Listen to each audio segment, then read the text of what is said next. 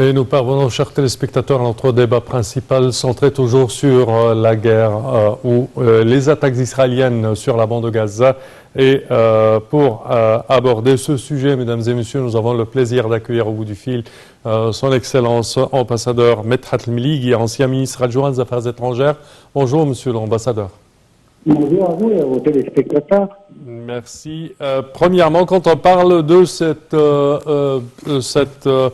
motion qui a été présentée hier au Conseil de sécurité par 9 pays arabes demandent au Conseil de sécurité d'obliger les belligérants à Gaza à accepter un cessez-le-feu immédiat.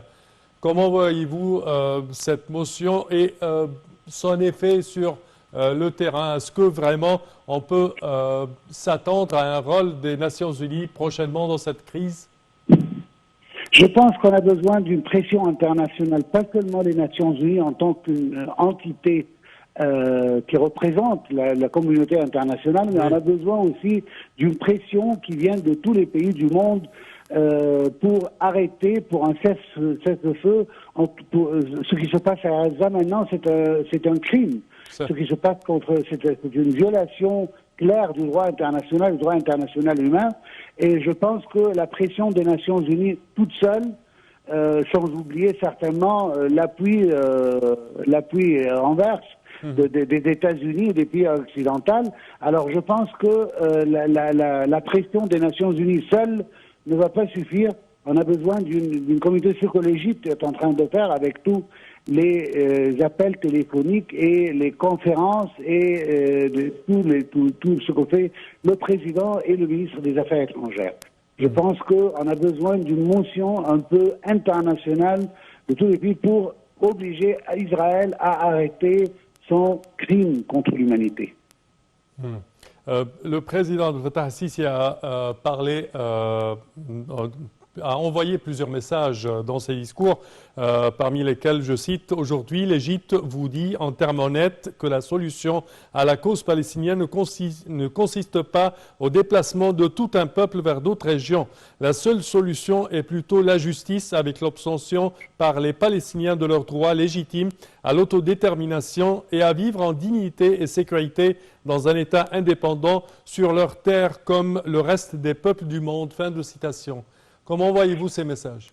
Je vois ce message, c'est un message répété de son Excellence, Monsieur le Président, oui, pour faire comprendre à tout le monde, pas seulement Israël, mais les supporters d'Israël aussi, que la solution ne va jamais passer par la terre égyptienne ou même la terre jordanienne ou autre.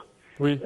On pense que et les Palestiniens eux-mêmes, selon toutes les déclarations qui ont été faites par les responsables et par le peuple palestinien, ne veulent pas et n'ont pas l'intention de quitter leur terre, quoi que ce soit les atrocités commises vers eux.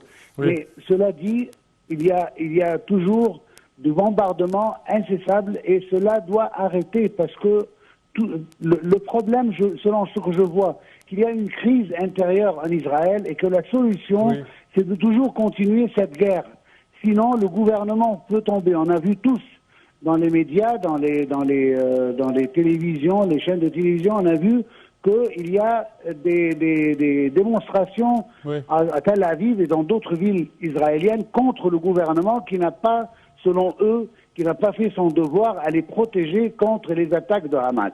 Oui. Alors, le gouvernement qui sent que sa situation est très faible, très vulnérable, très fragile, trouve que la solution, c'est de continuer une guerre d'un seul côté pour terminer totalement Hamas. Il a besoin d'une victoire, quoi. Et cette victoire ne passe que par le peuple palestinien, selon eux. Mais je trouve que ce que l'Égypte est en train de faire et ce que les Palestiniens sont en train de faire, c'est de sensibiliser la communauté internationale envers ce crime contre l'humanité qui est commis vers eux. Oui. Également, le ministre des Affaires étrangères, Sameh Shoukry, a déclaré qu'il est regrettable et même honteux que certains continuent encore à justifier ces actes les actes d'Israël dans la bande de Gaza sous prétexte du droit à l'autodéfense et à la résistance face au terrorisme. Alors, comment peut-on changer ces justifications incorrectes dans l'opinion internationale? Bon, premièrement, et je trouve ça un peu ridicule, si vous me permettez le mot, mais c'est la première fois dans l'histoire de l'humanité qu'on voit un oppresseur, un colonialiste, un attaquant avec une des plus fortes armées du monde, qui demande son droit à se défendre contre le pays occupé. Ça, on n'a jamais vu dans notre vie et dans l'histoire de l'humanité. Mais chapeau pour Israël pour pouvoir convaincre beaucoup d'administrations de l'Occident que ce sont eux les victimes. Ça, je trouve vraiment invraisemblable. Mais cela dit, on a une réalité devant nous maintenant qu'il y a des supporters. Et je pense qu'avec tout ce sang qui coule, on a dépassé les 7000 victimes déjà. On a dépassé les 7000 victimes, parmi lesquelles plus de 3000 enfants. Exactement. Et le monde, toujours, comme on a vu hier, les États-Unis, non pas hier, il y a 2 jours déjà, qu'on a vu les États-Unis, l'Angleterre et la France qui ont veto la résolution du Conseil de sécurité. Oui. Comme si ce sang, ils ne le voient pas. Et je trouve ça que c'est un peu très étrange de ces superpowers-là, malgré que leur peuple eux-mêmes demande une certaine protection pour le peuple palestinien, parce que ce massacre ne peut continuer à jamais. Certes, certes. Monsieur l'ambassadeur Maître Milligui, nous tenons à vous remercier énormément de vos explications. Merci à vous. Je répète que vous êtes ancien ministre adjoint aux Affaires étrangères. Merci à vous. Chers téléspectateurs, malheureusement, notre temps arrive à bout au terme de cette édition. Je tiens à vous remercier d'avoir été des nôtres. Je tiens également à remercier toute notre équipe pour cette matinée et je vous souhaite de passer toujours les moments les plus agréables sur la LTV Internationale. Au revoir.